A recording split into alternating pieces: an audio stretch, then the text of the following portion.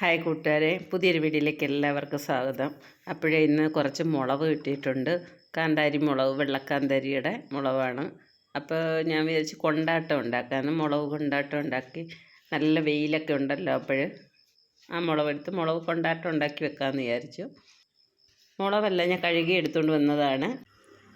ഇനി നമുക്ക് ഈ മുളകിൻ്റെ തുമ്പെല്ലാം ഇതുപോലെ ഒന്ന് കീറി കൊടുക്കാം. എല്ലാ മുളകിനും ഇതുപോലെ കീറി കൊടുക്കണം. അപ്പോഴേ നല്ലപോലെ അതിനകത്ത് ഉപ്പ് പിടിക്കാൻ വേണ്ടിയിട്ടാണിത്. എല്ലാ മുളകും ഇതുപോലെ ഒന്ന് കീറി വെച്ചിട്ടുണ്ട്. ഇനി ഒരു പാത്രത്തിലേക്ക് നല്ല കട്ട തൈര്, ഞാൻ ഇതുപോലെ ഒരു ചെറിയ ഭരണിക്ക് ഒരു ഭരണി തൈരാണ് എടുത്തേക്കുന്നത്. നല്ല കട്ട തൈരാണ്. അതെടുത്തിട്ട് നല്ലപോലെ ഉടച്ചു കൊടുക്കാം. വെള്ളം ചേർക്കരുത്, ആ കട്ട മാത്രം ഉടച്ചു കൊടുക്കണം. അപ്പോൾ ഇതുപോലെ ഉടച്ചു കൊടുക്കാം. അതിലേക്ക് തൈരിന് പരുവത്തിനുള്ള ഉപ്പിട്ട് കൊടുക്കാം. നമ്മൾ തൊട്ട് നോക്കുമ്പോൾ തൈരിന് കറക്റ്റ് ആയിരിക്കണം ഉപ്പ്. അതേപോലെ ഉപ്പിട്ട് കൊടുക്കാം. ഉപ്പിട്ട് കൊടുത്ത തൈരിനെ നല്ലപോലെ ഒന്ന് ഇളക്കി യോജിപ്പിക്കാം. അതിനുശേഷം നമ്മൾ കീറി വെച്ചേക്കുന്ന മുളകെല്ലാം അതിലേക്കിട്ട് നല്ലപോലെ ഇളക്കി കൊടുക്കാം. തൈരും ഉപ്പും മുളകും കൂടെ നല്ലപോലെ ഇളക്കി എല്ലാം മുളകിനകത്തെല്ലാം തൈര് പിടിക്കത്തക്ക വിധത്തിൽ ഇളക്കി കൊടുക്കണം. വൈകുന്നേരത്താണ് ഇത് ചെയ്ത് വെക്കുന്നത്. അപ്പം ആ ഒരു രാത്രി മൊത്തം ഇതുപോലെ വെച്ചിട്ട്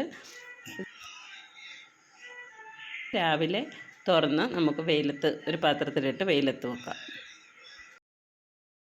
ഇപ്പോൾ രാവിലെ ആയിട്ടുണ്ട്. അപ്പം നമ്മുടെ മുളകൊക്കെ എങ്ങനെയായെന്ന് നോക്കാം.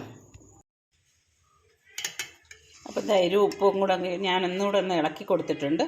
ഇനി നമുക്കിത് ഇതിലേക്കൊരു പാത്രത്തിലേക്ക് ഞാൻ മാറ്റി കൊടുക്കാം.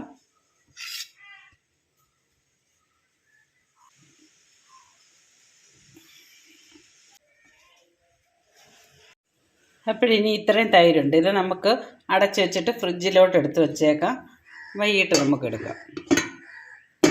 അല്ലെങ്കിൽ പെട്ടെന്ന് ഇത് പുളിച്ചു പോകത്തില്ലേ, അതുകൊണ്ട് ഫ്രിഡ്ജിൽ തന്നെ വെച്ചേക്കാം. അതുപോലെ പാത്രത്തിനകത്തേക്ക് ഞാനെല്ലാം ഇങ്ങനെ നിരത്തി വെച്ചിട്ടുണ്ട്. ഇനി ഇത് വെയിലത്ത് വെക്കാം.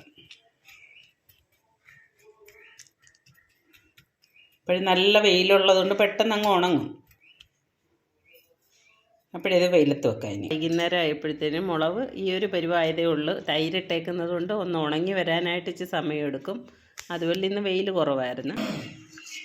നമ്മൾ രാവിലെ ഫ്രിഡ്ജിലെടുത്ത് വെച്ച തൈര് വീണ്ടും എടുത്തിട്ട് ഈ ഉണങ്ങിയ മുളക് അതിലേക്ക് വീണ്ടും ഇട്ട് കൊടുക്കണം.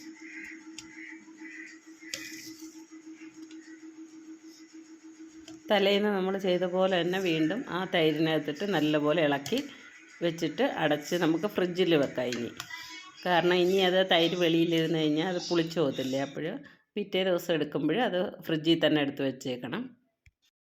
പിറ്റേന്ന് രാവിലെ വീണ്ടും അതൊരു പാത്രത്തിലേക്ക് ആക്കിയിട്ട് വീണ്ടും വെയിലത്ത് കൊണ്ടുവെക്കാം.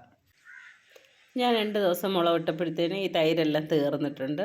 അഥവാ നിങ്ങളിത് ചെയ്യുമ്പോൾ വീണ്ടും തൈരുണ്ടെങ്കിൽ പിറ്റേന്ന് ഒരു ദിവസം കൂടെ ഉണക്കിയിട്ട് വീണ്ടും ഈ തൈരിലേക്ക് കൊണ്ടുവന്നിട്ടിട്ട് വീണ്ടും ഉണക്കാൻ വെക്കണം. അപ്പോഴത്തേനും ആ തൈര് ഫുള്ള് തീരുന്നിടം വരെ അതുപോലെ ചെയ്യണം.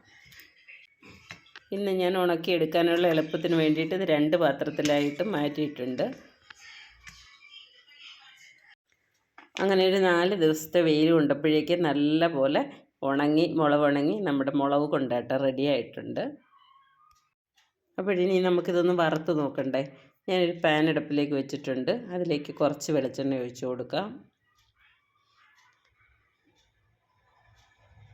വെളിച്ചെണ്ണയൊക്കെ ഒന്ന് ചൂടായി വരുമ്പോഴേക്കും മുളക് ഇട്ട് കൊടുക്കാം. പെട്ടെന്ന് തന്നെ മൂത്ത് വരും. തീ കുറച്ച് വെച്ച് മൂപ്പിച്ചെടുക്കണം. അപ്പോഴേ കൊണ്ടാട്ടം മുളക് ഉണ്ടാക്കാൻ ഇനിയിപ്പോൾ എല്ലാവർക്കും അറിയാമല്ലോ. അപ്പോൾ എല്ലാവരും ഇതുപോലെ ചെയ്ത് നോക്കുക. നല്ല വെയിലൊക്കെ ഉണ്ട് ഇപ്പോൾ. അപ്പോൾ ഇതുപോലെ ഇട്ട് ഉണക്കിയെടുത്തിട്ട് കുറേശ്ശെ എടുത്തൊരു വറുത്ത് ഒരു ഭരണിയിലിട്ട് വെച്ചിരുന്നാൽ നമ്മുടെ ആവശ്യാനുസരിച്ച് പൊതിച്ചോറ് കൊണ്ടുപോകുന്നവർക്കും അല്ലാതെ നമ്മുടെ വീട്ടിൽ ചോറുണ്ണുമ്പോഴൊക്കെ എടുത്തുപയോഗിക്കാൻ പറ്റും. അകത്തൊക്കെ നല്ല ഉപ്പ് പിടിച്ചേക്കുന്നതുകൊണ്ട് നല്ല ടേസ്റ്റാണ് ഇത് കഴിക്കാനായിട്ട്. അപ്പോൾ ഇനി അടുത്ത വീഡിയോ കാണാം. ബായ്.